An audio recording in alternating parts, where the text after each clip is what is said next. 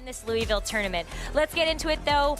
It's gonna be top 8 this time around that Marco and Riley are facing off against each other, and here's what we've got for game number 1. Sneasler and Pelipper, the leads of choice for Riley, whereas Marco goes with Sneasler and King Gambit. Given the Sneaslers are running the same item and same ability, it's probably safe to assume they do speed tie. They're trained very similarly, so we might see a battle of the fake outs here. Do these players want to risk, possibly going for a fake out and having your Sneasler lose that speed tie, or do you opt to possibly fake out the other slots? Looking at Riley's Pelipper though, you do see that covert cloak item, so it cannot be flinched by the fake out. If Marco wants to risk the fake out, you gotta go straight for that Sneasler on Riley's side, but there might be some safer options as well. Well, it's interesting too, because if they aren't speed tied, then there is a possibility that you learn a lot of information about how the Sneasler is going to be trained. Oftentimes, they are going to invest a lot of speed investment, but maybe you go a little bit more attack weighted. Ooh. But it is going to be Riley's Sneasler that gets a chance to go for the fake out first. The fake out into the King Gambit means that it doesn't get a chance to move, and the Hurricane from Riley's Pelipper is going to bring Marco's Sneasler down to its focus stats. The fact that that wasn't what got knocked out is definitely a good thing for the next turn, because it's going to have Unburden activated, but it is going to be confused, so it might not even get a chance to move. Yeah, because the Focus Sash was consumed, Unburden is active for Marco's Sneasler, but not Riley's, whose Focus Sash is still very much intact. King Gambit gets faked out, and Marco does lose that fake out speed tie, or possible. It's reasonable to assume it wasn't a speed tie just yet, but more importantly, Focus Sash has been broken at least. So if the King Gambit does opt to Terrastalize, the flying type Terra Blast should be able to knock it out in one hit. Of course, Pelipper doesn't take any damage there, but that Hurricane is huge, because now, especially with that confusion, Marco has a small chance of just losing the Sneasler right away. Yeah, we are going to see a Terrastalization committed though into the second turn of this first game, and it is going to be that onto that King Gambit. Marco's King Gambit is Terra Flying, and so now it has an opportunity to use a pretty unorthodox move on King Gambit, Terra Flying Terra Blast. But whether or not this Sneasler can move is going to be a big question. It's going to be able to get the Dire Claw into the Pelipper, and there is no secondary status that's going to come through from that move. Important though to see how those Sneaslers interacted with each other. Does look like it's going to be a speed tie, because Marco's moved first on the... Or, there's Unburden. Ignore me. Ignore me. Hurricane does come through, does another chunk of damage to King Gambit. Another confusion though. King Gambit now also has the chance to hit itself in confusion and get nothing of note done on this turn. And it does hit itself. Unlucky break for Marco there, 2 confusions in a row. Luckily, at least the Dire Claw going off into Riley's Pelipper, and that Covert Cloak protecting it from any kind of Dire Claw shenanigans as well. But now Gastrodon hits the field. We've seen the Gastrodon now. It threatens a knockout onto the Sneasler with Earth Power. Might do some decent damage to his Pelipper as well. Notably, you're not going to be able to use Weather Ball anymore, but we've seen 2 Hurricanes come through. And so far, Riley's had some pretty good success with that Hurricane, so I don't know why you'd want to use anything else. Just Hurricane confused the Gastrodon this time around. I think you could be 3 for 3 on that one. And Hurricane's still going to do a sizable amount of damage to the Gastrodon. It's not something that it's going to take super well, but the Pelipper doesn't want to stick around and find out what's going to be coming next. It's going to be the Archaludon that's going to take its place, and that's another thing that could be a little bit risky. If you do have this Gastrodon that's able to hit an Earth Power into that Archaludon slot, that is still going to be super effective damage. But the King Gambit trying to use Sucker Punch here, it's going to fail, but at least it doesn't actually do any more damage to itself on that turn. Earth Power does go into these Sneaslers Protect, so there is no huge Earth Power call into that Archaludon. I like the Sucker Punch there, because if Archaludon does switch in, Kowtow Cleave wouldn't do too much to it, and then you just give it a stamina boost and start that stacking right up. So Sucker Punch failing on that swap means that Archaludon now hits the field, is very healthy, does have the option to Terrastalize into a Grass type and remove that weakness to Earth Power, but it does not have a stamina boost just yet. But it might not need a stamina boost if it's going to get something like a Terra. And that is going to be the Grass Terra type on Archaludon, which is going to remove its Steel typing, making it way less susceptible to these Earth Powers from this Gastrodon. Biggest problem about this, though, is that Gastrodon does actually have Ice Beam as a potential. But with the Sucker Punch, breaking out of its confusion, you're going to help whittle away at the Sneasler just a little bit. But with the Dire Claw, it is going to get the poison. And so King Gambit is going to be on a timer for the rest of this first game. Electroshot does come through, though. King Gambit was not surviving this turn, regardless of that poison. This Archaludon will not boost its special attack by 1 stage before knocking out this King Gambit with an Electroshock, and Gastrodon will have the chance to move, possibly knock out this Sneasler, maybe try and go for an attack into the Sarchalodon to try and start whittling away at it. But pretty quickly, Marco has found himself at a 2 to 4 Pokemon disadvantage.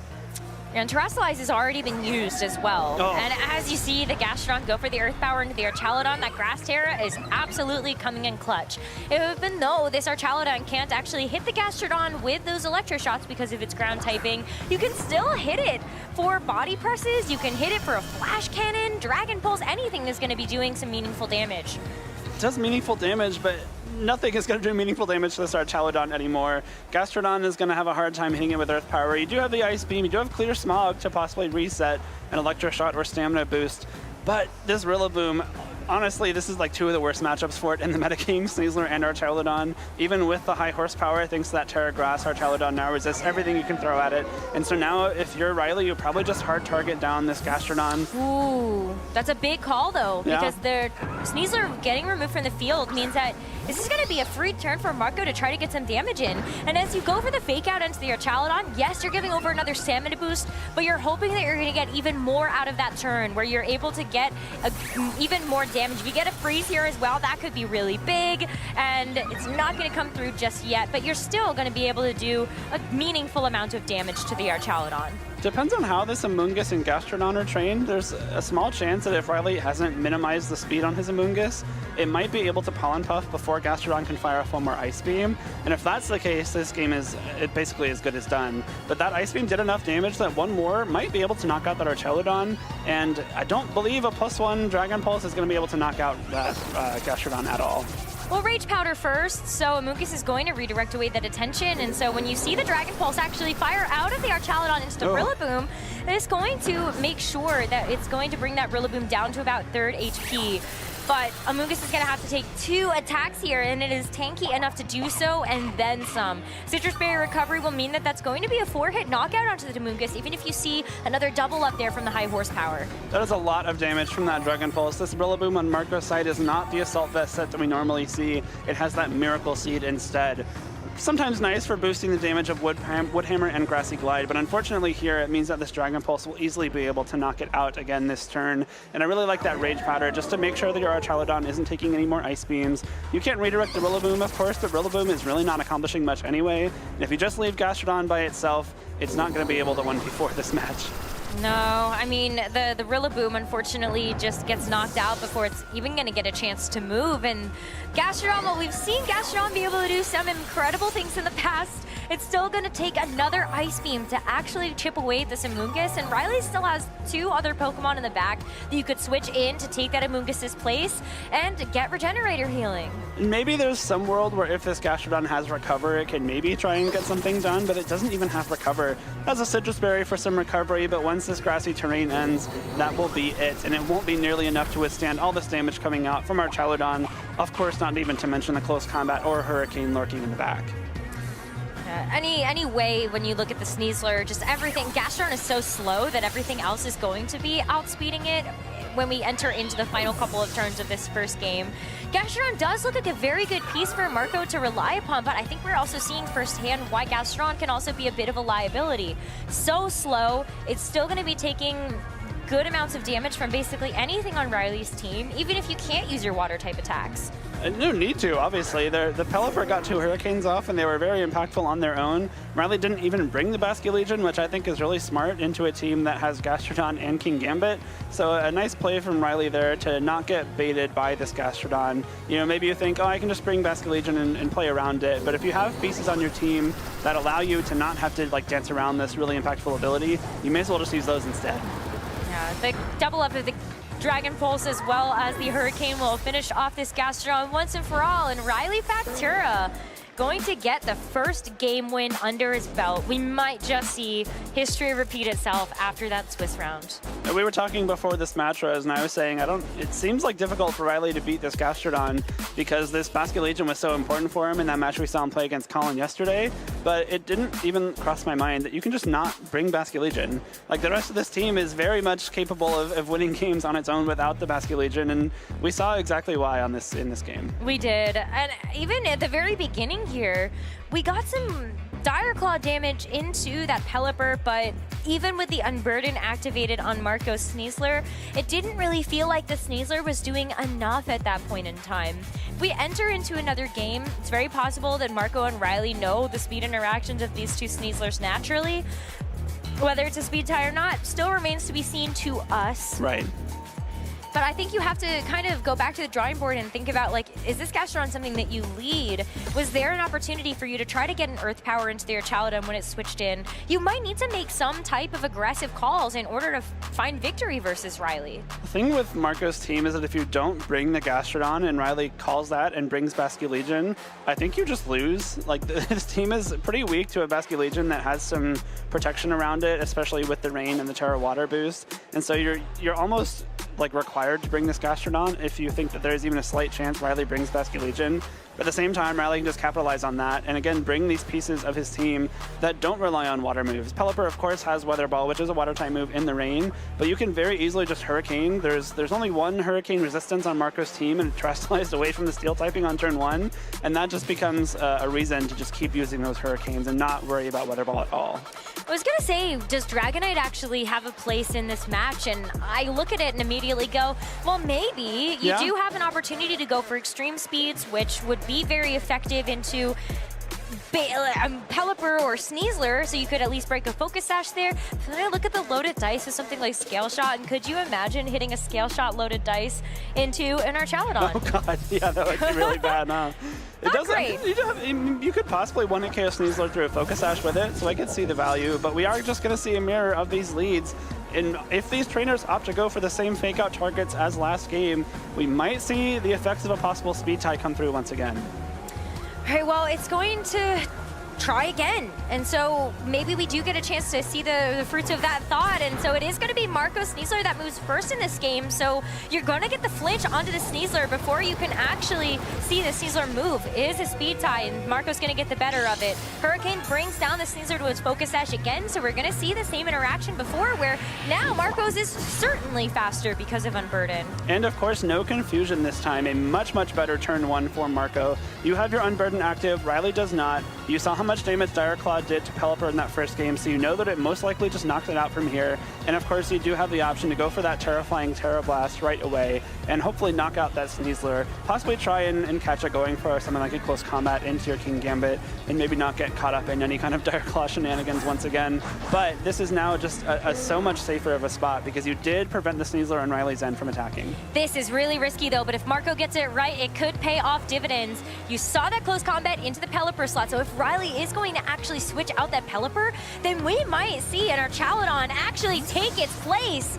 If that's the case, that could be big. Oh, almost. Okay, almost there. No, but Riley's going to make a good adjustment to bring the Amoonguss in instead. So now this Pelipper gets a shot at bringing back the rain and seeing if it can pour, but the King Gambit gets to go for the Terra. This is a really great Terra here. It unlocks the Flying type Terra Blast, which could come in very handy, of course, against this Sneasler, but even more so the Amoonguss that we did see just swap in to that Pelipper. Close combat goes off, trying to catch the Archaladon on the switch, but still some okay damage into the Amoonguss. Caesar's potentially around, except as I say that, Riley is just going to finish it off with another Dire Claw. Maybe get the crit out of the way now before something else is going to take it. But kind of smart to not go after the King Gambit and just try to get a knockout. A good trade here to have to take your Sneasler for Sneasler. Yeah. But now that this King Gambit is committed to that Terra flying, you could just go for a Terra Blast into the Amoonguss. You can, but that also means that the Archaladon has a pretty free Electroshot target. Pelipper does come out, though, no Archaladon just yet, which means that Pelipper looks to be in Sucker Punch range. Could be a little bit of a scary place to be. Of course, this King Gambit can be redirected by the Amoonguss if it does opt to go for Rage Powder, but because you are that Terra Flying, you have the... I think you might just knock out the Amoonguss from here if it doesn't Terastallize itself. I kind of like this idea as well, to maybe just try to split the type of damage into the Amoonguss. If it does end up switching out into their Chaladon, then you do have an opportunity here to either just, like, you know, get some meaningful kowtow damage into it, or you're able to finish up the job with something like the Ice Beam. And it is going to be the Amoonguss switch out, so Riley is going to reveal this fourth and final Pokemon in Game 2. It is the Archaladon. Will come in and be hit by 2 attacks, get those 2 stamina boosts right off the bat, but Hurricane comes first. We'll go straight into that King Gambit do some good chunk of damage and get another confusion. That's 3 out of 4. King Gambit again has to try and break through this confusion to get an attack off. Really wants to be able to go for the kowtow, and it is able to work through that confusion and get a critical hit into the Archaludon in the process. That was even more than Marco could have asked for, as the Ice Beam into the Archaludon is going to definitely put it in range to potentially get knocked out this next turn to, honestly, anything. We're not going to see Terra save it. No, one more attack, either an Ice Beam or a Kowtow Cleave will be able to knock it out. Amoonguss is not on the field, and of course, Pelipper cannot protect this Archaludon, and it does not have Protect. You have to attack with this Archaludon if you want to leave it on the field, which means that even a Sucker Punch is in play here. One Electro Shot should be enough to finish off this King Gambit because it did turn into that flying type, but now Gastrodon in a very strong spot. Of course, you cannot Electro Shot the Gastrodon to boost your own damage there. Oh, well, King Gambit's going to try to work through another turn of confusion. It does get the Sucker Punch, and it's not even going to be felled by the stamina boost. I kind of was thinking maybe Sucker Punch isn't going to be able to weave through both of those defense boosts, but it is able to do that. And Gastrodon also able to attack with this Ice Beam. Follow-up into the Pelipper is going to knock it out, and so we're down to just Amoonguss left for Riley. Much, much stronger game for Marco here. Of course, did get the unfortunate confusion, but King Gambit was able to break through it 2 turns in a row, and that Sucker Punch was able to finish off Archaludon. This Amoonguss now is the final Pokemon left for Riley, and King Gambit can maybe swap out, reset that confusion, or just stay in and go for it, knowing that your 4th Pokemon is enough regardless. But Riley recognizes that this is not a winning position for him, sending us into Game 3 here in top 8 in Louisville. Marco must have fed his King Gambit a sandwich in between games 1 and 2, because I think that King Gambit loves its trainer very, very much.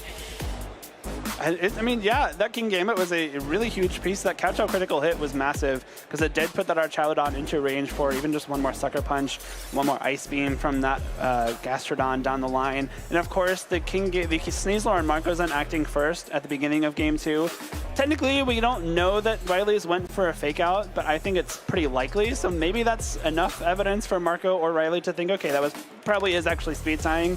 We technically can't confirm that yet just because we don't have any kind of promise that that's what happened, but I Rosemary, think it's more of a safe bet at this point. I think it's a safe bet, especially because Marco and Riley played each other, and that interaction has probably already been revealed to both of them. And Marco was not undeterred to go for the same approach as he did in game number 1, just ended up getting the better hand of it this time around. Truly, and I think the King Gambit on Marco's side remains a really important piece in this matchup. The Terra Flying here is very useful because it does deter that Amoonguss. You have the option to hit it for huge damage. Otherwise, Amoonguss can be pretty annoying for Marco's team. Those spores are going to be thrown out pretty much indiscriminately. Like, only the Rillaboom is immune to them. We have a couple Terra Grasses on the team. I think just the Cerulege, but at the same time, in the rain, Cerulege doesn't super threaten the Amoonguss thanks to the reduction in the Bitter Blade damage. Cerulege, also not something we've seen so far. I kind of understand why, if Rain's going to be up the entire game and your Bitter Blades are doing much damage. I don't think you're bringing the Cerulege. Unfortunately. Yeah, sorry everybody. I don't think we're going to see the Cerulege in this game. If we do at all, I'm thinking maybe you're just making a read that the Basculegion's going to come, and maybe just go for like Shadow Sneak damage or something. But I still just think that the threat of the Pelipper is a little bit too much weight for this Cerulege to have to carry. Yeah. And so going into this final game of the set, this will determine who between Marco and Riley moves on to the top 4 of the Louisville Pokemon Regional Championships. We're jumping right into game number 3 in top 8. Same lead from Marco, the King Gambit and Sneasler, but Riley switches it up. We immediately have Archaludon on the field next to Pelipper.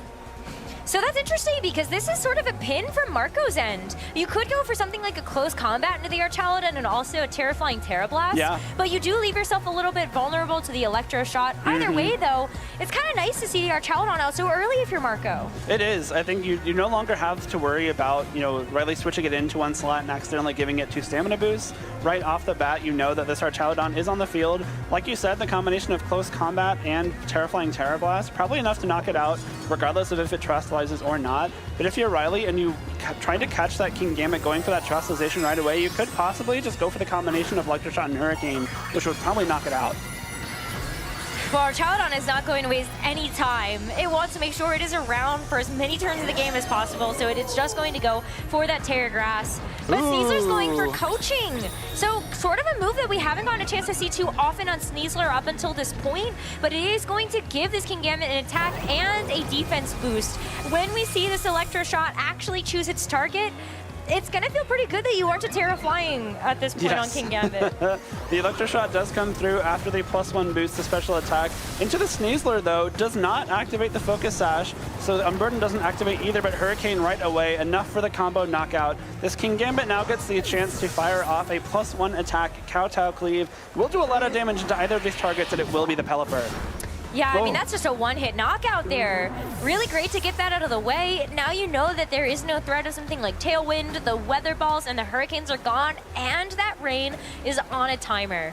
Now Gastrodon can come in here, doesn't have to worry about taking a Hurricane, no more confusion on the table for Riley in this third game. And of course, you do have the +1 attack and defense Kingambit, which will be very helpful into something like the Sneasler. I think if Amoonguss comes in, a Terraflying Terra Blast probably one-hit KOs it now because of that coaching boost. And now, actually, the Terraflying, if Sneasler and Amoonguss are Riley's last two Pokemon again, is a huge threat. As long as you can avoid taking Electro Shots, especially now that our Chaladon is already at +1 special attack.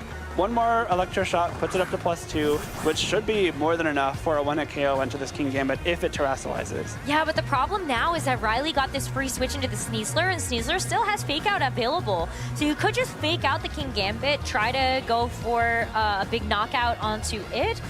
So I think you're still in a position where going for the Terra Flying is risky. It is. It really is, because the Terra Flying here, I mean, you dodge damage from close combat, but Sucker Punch comes through. Over half damage to our Chaladon. This might be enough for an Ice Beam KO. Yeah, and there's no knockout either. There's no Fake Out either. Yes, you are going to get close combat in return, but maybe Kingambit has done all of the work that it needs to in this third and final game. But Marco is already down to his final two Pokemon. It comes down to whether or not this Gastrodon can actually get some damage off. And the big thing here is that Riley has to go for the Electro Shot and get no damage done because it's going to be that Gastrodon on the other side. You still get to walk away with the second special attack boost, but it won't work if you just get knocked out here. Ice Beam comes through into this Chaladon, but the grass typing is super effective, but not enough for a KO. Chaladon barely hangs on and will get another stamina boost. Rillaboom is Marco's last Pokemon, and you might be confused by the Electro Shot selection there. Obviously, close combat will knock out that Kingambit thanks to the double weakness, but it's a really nice coverage play because if the Kingambit does opt to terrestrialize,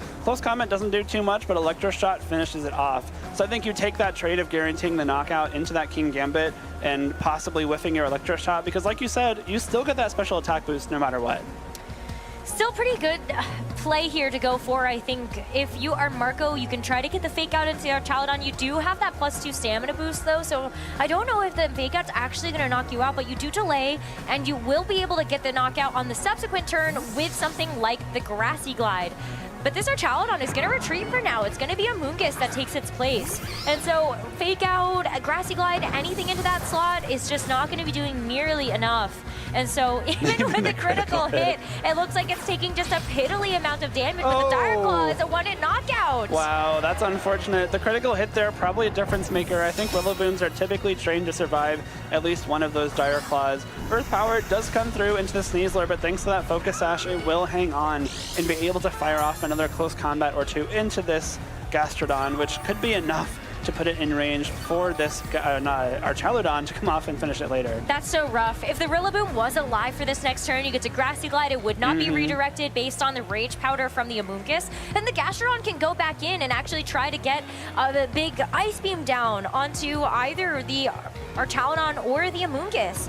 But right now, you just got this Gastrodon against the world for Marco's hopes to make it into the top 4. You will be terrestrializing the Gastrodon. Makes sense. You're resisting all attacks that could possibly come out from either this Sneasler or the Amoonguss.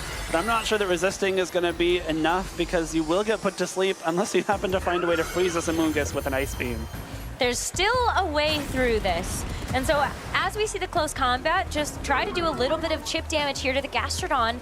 It's going to be if this Gastrodon can actually weave in a freeze with this Ice Beam. You're still doing quite a bit to the Amoonguss, but there is just no freeze. So the Amoonguss puts this poor Gastrodon to sleep and brings Riley one step closer to another top 4. This, I think, is unfortunately wrapped up for Riley. If you're Marco, your Gastrodon is going to be able to stick around a few more turns, but between the guaranteed 2 close combats that Riley can get off with his Sneasler before you even get the chance to knock one of these 2 Pokemon out, I think as soon as our Chalodon comes in, this Gastrodon should be primed for a knockout with something like a Dragon Pulse. So really well played from Riley there, knowing that, you know, even though Chalodon's taking a lot of damage early, my Pelipper did get knocked out early on as well. You're not panicking, you're making the smart moves. I think especially the close combat and Electroshock play early on put him in a really strong position.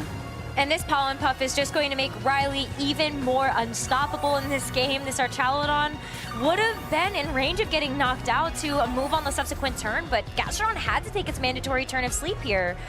You don't really have another way through to the rest of this endgame. And yeah, well out of range for being knocked out by another Ice Beam here, especially when you consider Riley can very easily just Rage Powder, make sure that this Archaludon doesn't get hit by a stray critical hit, a stray freeze from Ice Beam, and you can slowly just chip away at this Gastrodon with this Dragon Pulse. Even if Marco finds a way to knock out Amoonguss and Archaludon here, the Sneasler is still sitting in the back. We saw close combat, even resisted, do a big chunk of damage, so 1 or 2 more Dragon Pulses, enough for the primed KO with close combat. To be fair, Gastrodon is getting a little bit of terrain recovery at the end of every turn. The grassy terrain is going to expire very soon, and you still have to deal with the threat of this Amoonguss. Even if Gastrodon wakes up on this next turn, you still need like 2 or 3 Ice Beams to actually get through this. Gastrodon does wake up, and so you do get a chance to get the Ice Beam into the Amoonguss. It will be another Ice Beam that needs to get to the knockout here, but you were really hoping for the freeze if you wanted a way through this game. I think a freeze earlier on would have been your only way in. Even a freeze right now, I think, is way too little too late. It looks like 2 more Dragon Pulses is probably enough for a KO, especially because the grassy terrain does expire. There's no more recovery from this Gastrodon as it has eaten its Citrus Berry. So a couple more turns of Rage Powder Dragon Pulse should find Riley sitting in the semifinals of our regional championship. Or you just crit the Dragon Pulse? Yeah, you could have too. You could do that too, but Riley's got a very safe path to victory at the end of this game. And it should be on this final turn, we see Riley take the final KO onto this Gastrodon and move on to the top 4 of the Louisville Regional Championships. Riley just showing how good he is at this game, knowing exactly what Pokemon to bring to what matchups. Gastrodon can be a nightmare for rain teams, but when you have a team that's built like Riley's, sometimes the rain doesn't really matter. We saw the Pelipper early on in both games, but it really wasn't relying on that rain too much, and I don't believe we saw it switch out. It might have just sat on the field, go for some Hurricanes early on, spread some damage around, maybe get some confusions, and just do its job there before Riley used the rest of his team, that Archaludon, that Sneasler, that Amoonguss, to pick away at Marcos. Well, Riley is going to end up with